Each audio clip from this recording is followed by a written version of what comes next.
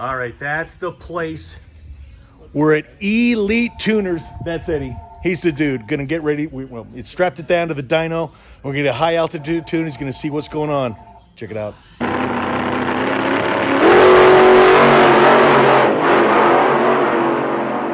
right, what are we doing? So pretty much we're gonna come in and we're gonna smooth out your spark table here. Like I was kind of going over with you a minute ago. LSs typically don't like to idle in that 28-degree range. Okay. They're gonna be about 18 to 20 degrees of timing. We're gonna smooth out your idle circuit. Come in here at your IC ramp down and your startup IAC position. We're gonna offset your entire fuel table at a given percentage to keep it nice, linear, and smooth out from there. And we're also gonna change your commanded fuel a little bit because running it at 10.8 is a little on the fat side. All right. So we're gonna smooth that. All right, you guys got all that? There's going to be a quiz after this, so I hope you're paying attention. I don't know what the hell he's talking about. Fuel related as well. Okay. So that's what I'm looking at right now.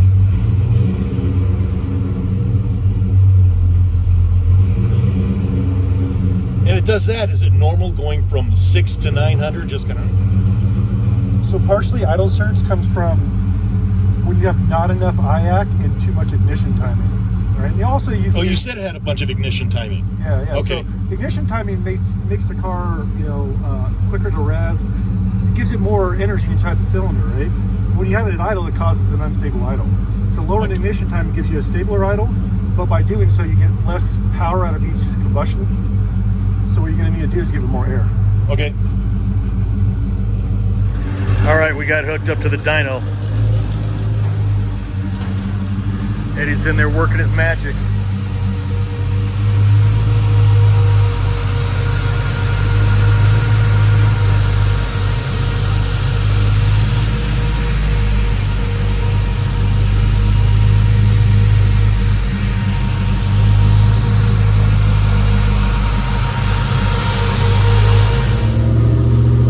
Oh, do you want the gear vendors on or off? We can keep it on for now. Keep it off? Yeah, is it on right now? Yeah.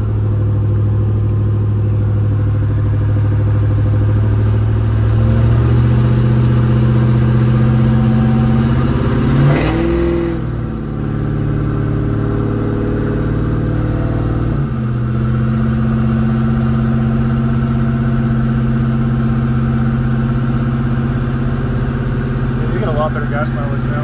I will.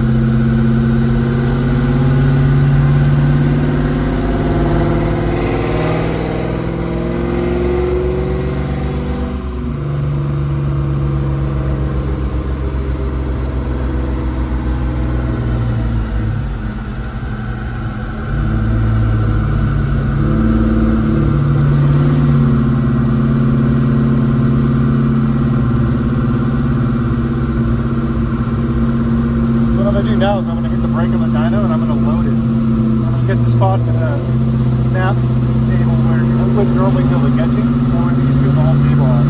Okay. Now we're loaded on the dyno right now.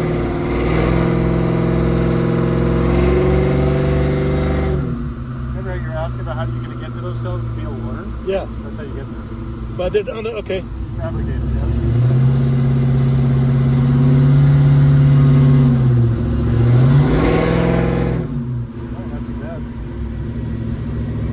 What was that? Really not too bad. Okay, awesome. Yeah, it looks good. Looks like it returns idle a lot better right there. 100%. Yeah. So let me go kick the dyno on. We'll start a program for it, and then we can make a run. Also, let's go ahead and turn it off and check the starting. I like that right there. Yeah. Yeah, it's back feeding for Yeah. sure. It just wants Eddie to of run. Elite to the rescue. Come on, fires right back up. I love it. Yeah, it comes back down to an idle. Perfect. Perfect. Yeah. Take that. It's got a little cooler and everything for you. All right, setting up the air. We got the, not the vacuum cleaner, but the blower. Blower. Elite performance. Got the TV screen. Oh, man. Yeah, we're going professional here. That's right.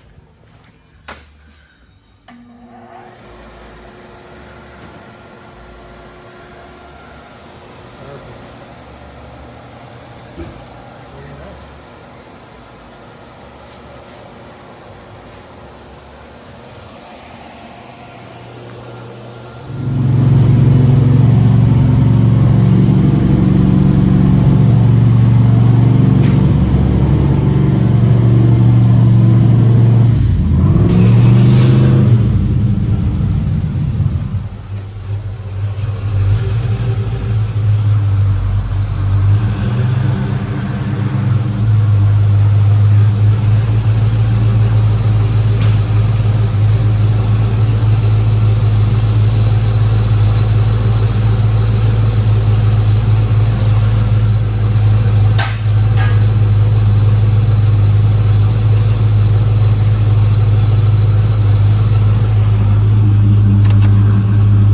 Hit the. We'll make a run right now. What's going on? We'll make a run right now. All right.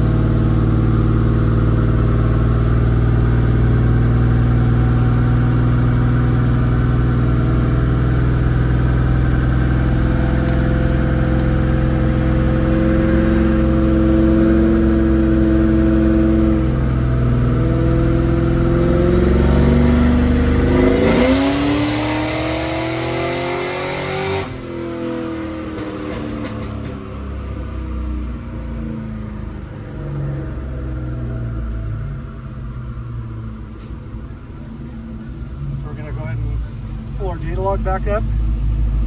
Dynograph looks great.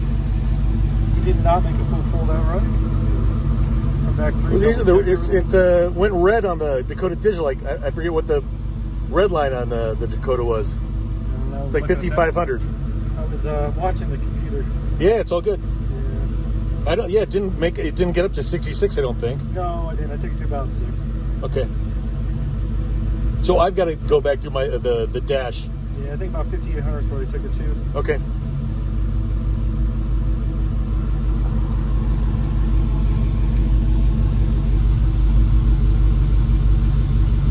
So it is pulling about 6% fuel out during the pull. However, since you're driving this at sea level and we're tuned at altitude, I would leave that 6% in there. We were about 12-13%, so I did split the difference. Oh wow. Okay. Spark looks great. Commanded fuel looks great. Everything looks great. Awesome.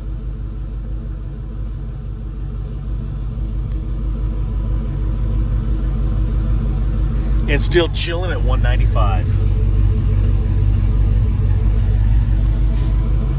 Yep. Everything looks great, man. Awesome. I'd say let's let it cool down real quick and we'll make a complete blast all the way to 66 and go from there. All right. One more up to 66. Giddy up. So your shift points are dialed back, probably because this is just more of a driver.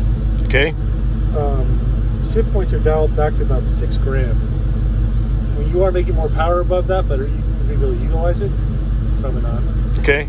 What would you recommend? I mean, if you were racing this car, I'd be shifting at 66, 67. We'll have to see where power dives. It doesn't look like power's ever going to dive. Okay. Pulls like a freight train, right? Sure does. Yeah. But it's smooth as glass. Transition was great. Everything was. So.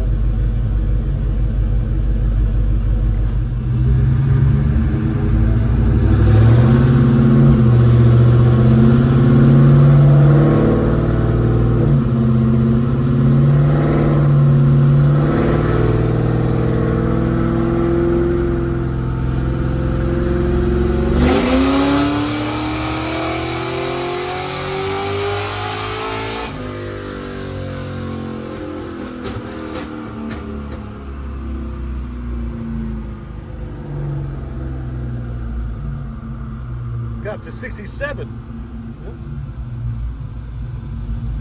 And it's still making power. Yeah. It make power above 7. But for what you're doing, you don't really need to pick it up any power.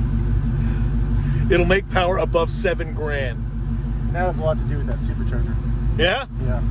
Ripples continually add power in the top end. If you're going to read a map sensor, the map sensor continually climbs, which means the car is ingesting more boost as RPM goes up. Gotta love that Whipple. Gotta love the Whipples. We run Whipples on everything here. Feels perfect. Everything's perfect. I wouldn't touch a thing. Except you might need to stick your tire back there now. Ah! Wouldn't touch a thing except for stick your Continental tires. It's perfect. Thank you, sir. Look at the graph, man. I mean, Okay, hang on. Let's get. We're gonna look at the graph. I don't know what the graph means, but Eddie said to look at it. So, max power. Oh, 574 at the wheel. That's pretty good, right? you can see you're starting to get a little bit of a taper to level there, but I mean, it looks